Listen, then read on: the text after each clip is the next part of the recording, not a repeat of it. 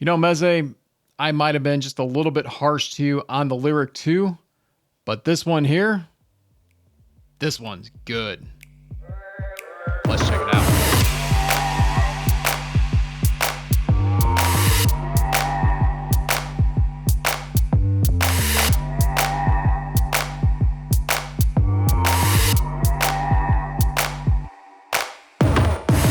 What's cracking, everyone? My name is Ryan, and today I present to you the Meze Alba.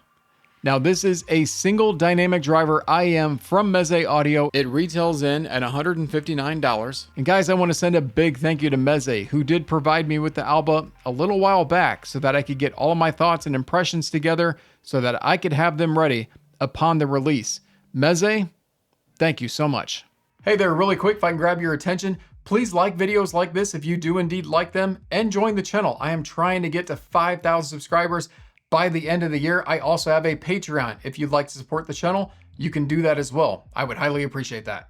All right, so first of all, the name Alba stands for white. So in case you're wondering if these come in a different color, they don't. However, this white is such a clean white, and honestly, I really dig the look of the Alba. I think a lot of other people will too. These are actually a premium zinc alloy material that uses anodized aluminum. It kind of feels like almost like a stone, like a polished stone wood in the hand. So it's a little bit cool to the touch. They are small though, so those of you with small ears, I think you're really gonna dig the size of the Alba. The driver is a 10.8 millimeter dynamic driver. It is 32 ohms of impedance and is 109 dB at 1 kilohertz. So these are going to be a little bit sensitive to drive, but strictly using a phone or the included USB-C adapter that they give you with this, which by the way, this is a DAC and amp in this USB-C adapter that will actually glow a white LED when you plug it into your phone. I don't know. I appreciate that little extra bit of aesthetic they put on that. You get this very beautiful, once again, white case that is pretty tight fitting, I gotta say. So you will be able to get the Alba in there, but not too much else.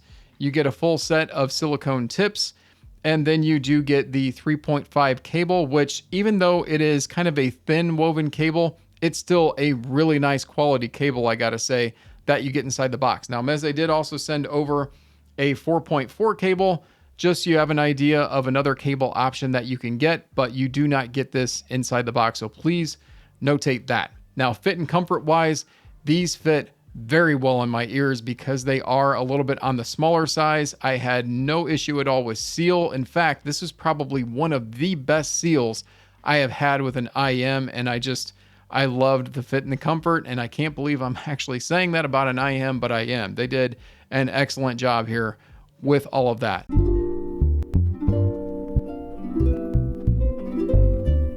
All right, and so most of my time with the Alba has been paired out with my Cayin RU7 for a dongle DAC amp solution, and that works beautifully with this IEM. But I gotta say, the USB-C adapter, you owe it to yourself to try it out because it works really well with this IEM. And I gotta say, probably sound-wise, it tamed the treble the most out of anything I paired, which is pretty incredible, to be honest, for just a simple dongle DAC cable like this is included in the box. Now, I did also use this on my desktop solutions, but most of my impressions were done with the RU7 or the dongle DAC cable that is included through my phone, through a laptop, and even through my desktop.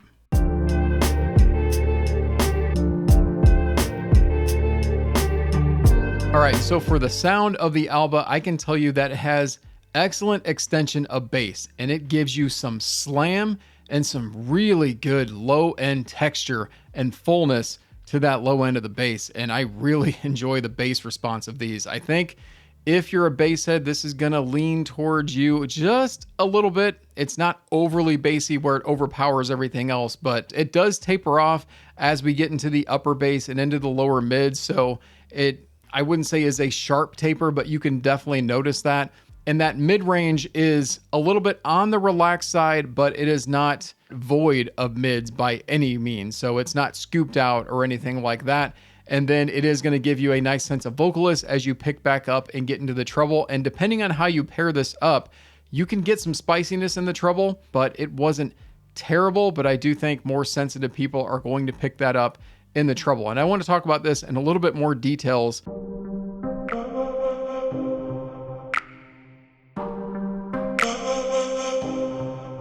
All right, so what I want to give you right away is a track example that I recommend testing out with this IEM or just in general to see what kind of sub bass I am talking about. And that is a track by Rez called Can You See Me? I don't know about Can I See You, but I Can Feel You. And it rumbles. And this track, it's an electronic type track, so is what it is there, but it has that rumble. And I loved that track. I'm very impressed with how textured that bass is and just how controlled that bass is as well.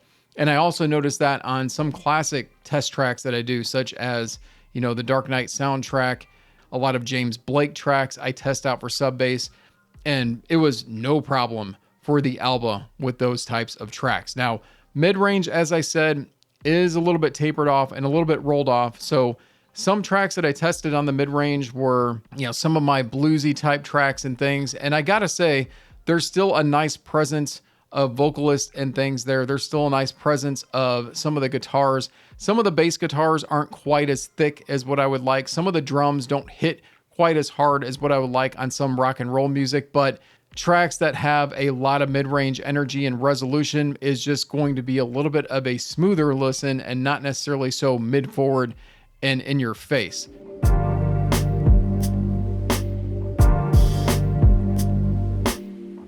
If you want an IEM for gaming, this is going to be my recommendation starting today, going forward until I hear something better, because this does an excellent job of gaming for spaciousness and just, it's not overly wide, so it's nothing exaggerated like that, but it makes it a lot of fun to have that rumble underneath and to have a little bit of that mellowed out mid-range and then pick back up in treble. So I think of footsteps and things like that just are going to be nice and pinpoint accurate on this IEM. But there's also a track I want to bring up, and that is Queen Mary by Francine 13. Now, this isn't your typical track I would recommend for listening to a treble response, but there are synth instruments here that are very just pokey and just very precise on the moments that they're coming through on the track. And then you get that sub bass underneath, and kind of is what I'm talking about with just being an all around balance of this IEM and just doing so very well from a technical standpoint. I mean, they've done a really nice job on the tuning, in my opinion. And yes, it can get a little bright at times with the Alba. Again, I do think it depends what you pair it up with. Like I said, my RU7 seems to pick that up a little bit more than others, but definitely my desktop solutions did that as well. For instance, I was editing some videos listening to the Alba, and I thought, wow, I've never heard that much background noise during my editing, but it truly was just how much air this IEM can pick up. And not everybody is going to be sensitive to that nature, but that's what I'm talking about. That extra bit of airiness can also lend to some extra bit of fun details that you're going to get from this IEM. So that's where it can be kind of a double-edged sword depending on who you are. But I've been very impressed, I gotta say, with the total frequency response of the Alba, the technical capabilities of the Alba. If you can't tell, I love this IEM, and I highly recommend this IEM.